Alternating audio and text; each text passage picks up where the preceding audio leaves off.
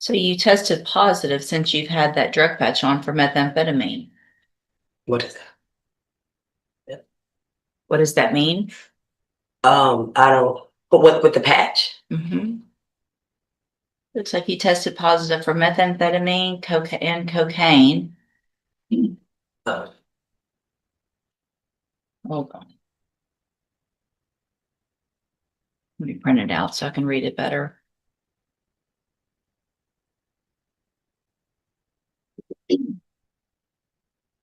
So last time you were in here, you had an issue because you had showed up with your drug patch in your hand, so they couldn't test it. So I tested you in court, and then I made you get the drug patch put on again and told you to keep it on. And then the drug patch that was put on January 25th.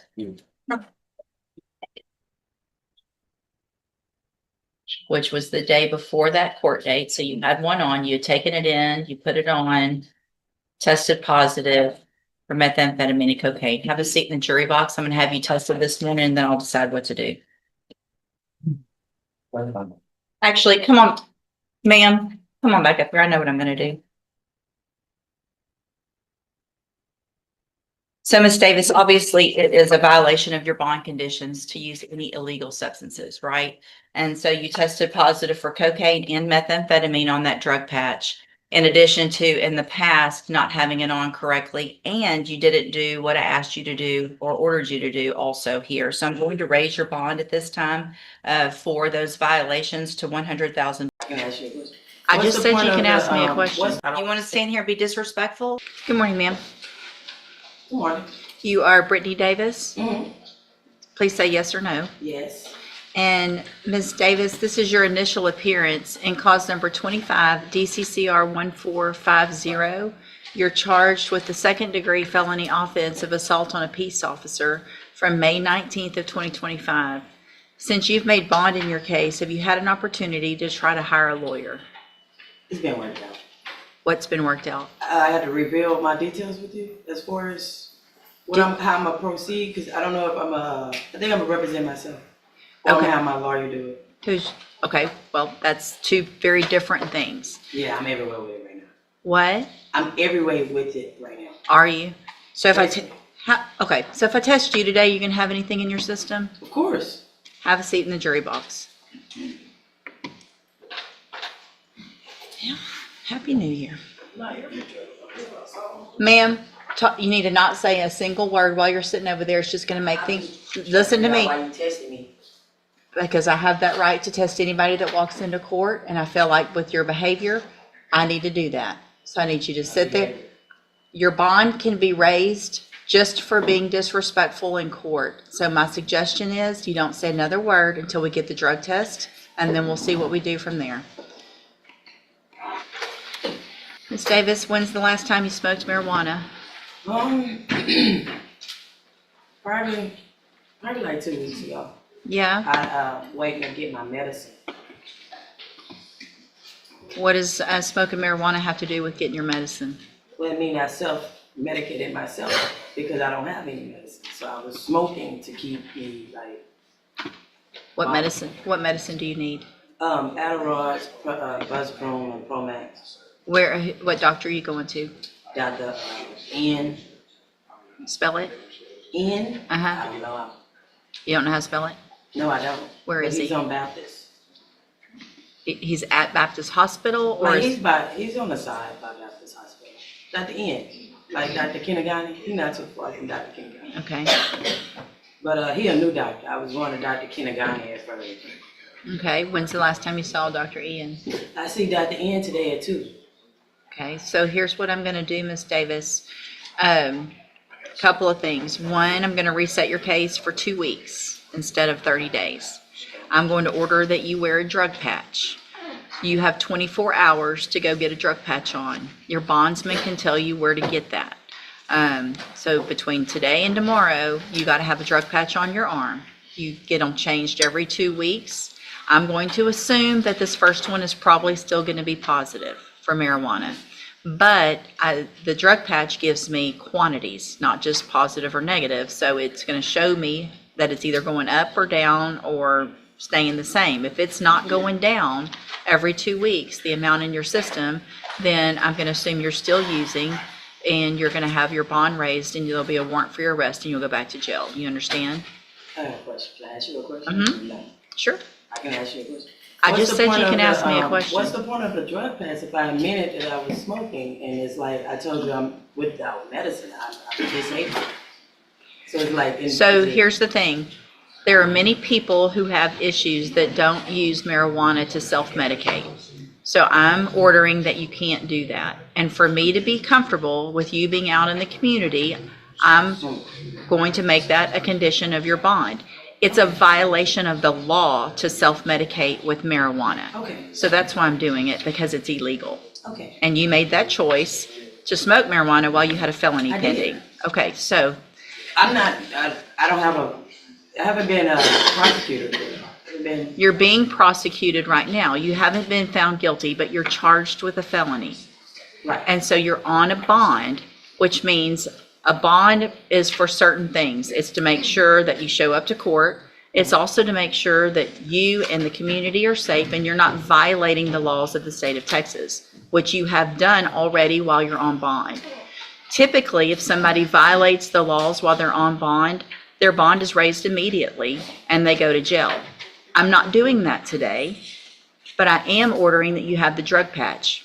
If I don't have proof that you have the drug patch, by tomorrow, there will be a warrant for your arrest.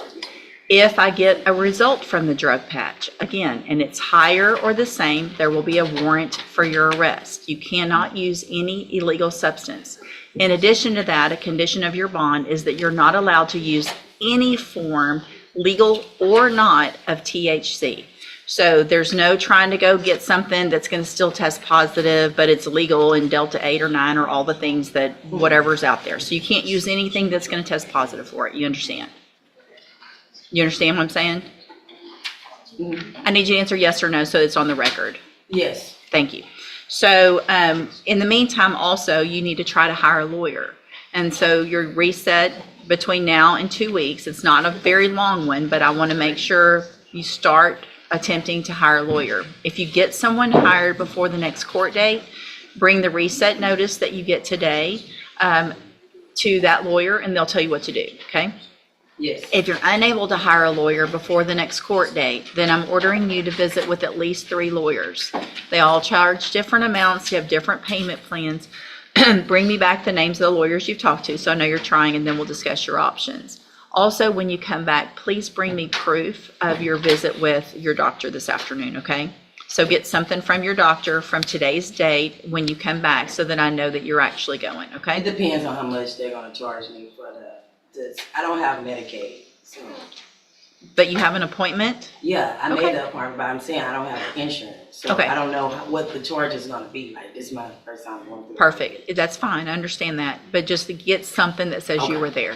Okay? So if it doesn't work out and you can't see them, there are some other places you can go if you need something to get the help you need. If you talk to your bondsman, if you want to talk after court, somebody can let you know some other resources. Okay? Okay. All right. Step in front of the clerk. She's going to give you your reset notice. It's actually gonna Good be. morning, ma'am. Are you Brittany Davis? Good morning, yes. And Miss Davis, did you get someone hired? No, it's kind of expensive, but Who'd you really ch- expensive. I'm not even working right now. But Who- I went through Who'd you talk to? the legal aid. I put in an application for legal aid.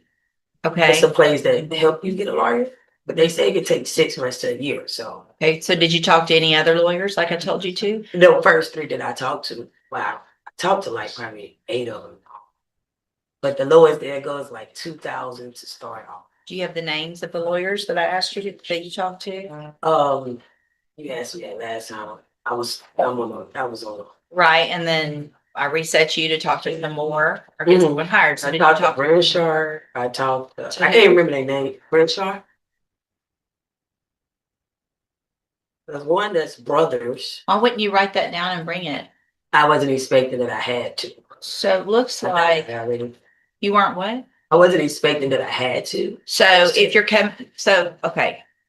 If I tell you to go talk to some lawyers and bring me the names of the lawyers you've talked to, and you don't think you can remember them, then I would think just common sense would tell you to write them down so that you could tell me that you did what I ordered you to do so that you wouldn't go back to jail, right? I did do what you ordered me to do. Okay, The so first time, I I ordered didn't- you to bring back the names as well, not just talk to them, but bring back who you talked to so that I know who you talked to and that you're doing what I asked you to do, right?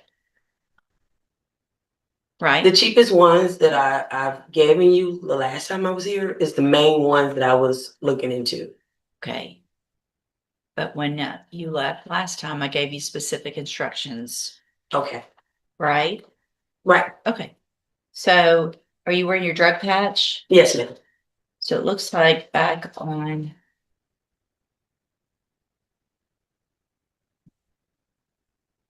Second.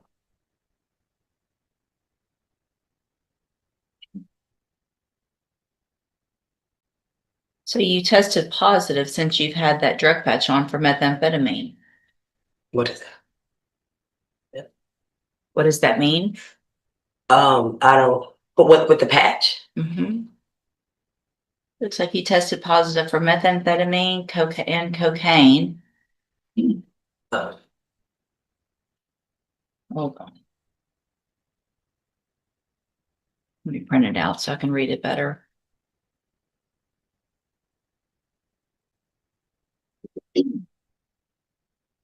So last time you were in here, you had an issue because you had showed up with your drug patch in your hand, so they couldn't test it.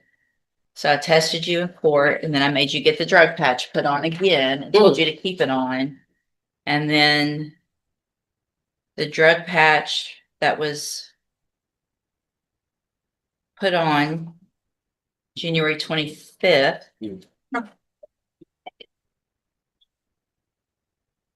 Which was the day before that court date. So you had one on, you had taken it in, you put it on, tested positive for methamphetamine and cocaine. Have a seat in the jury box. I'm going to have you tested this morning and then I'll decide what to do.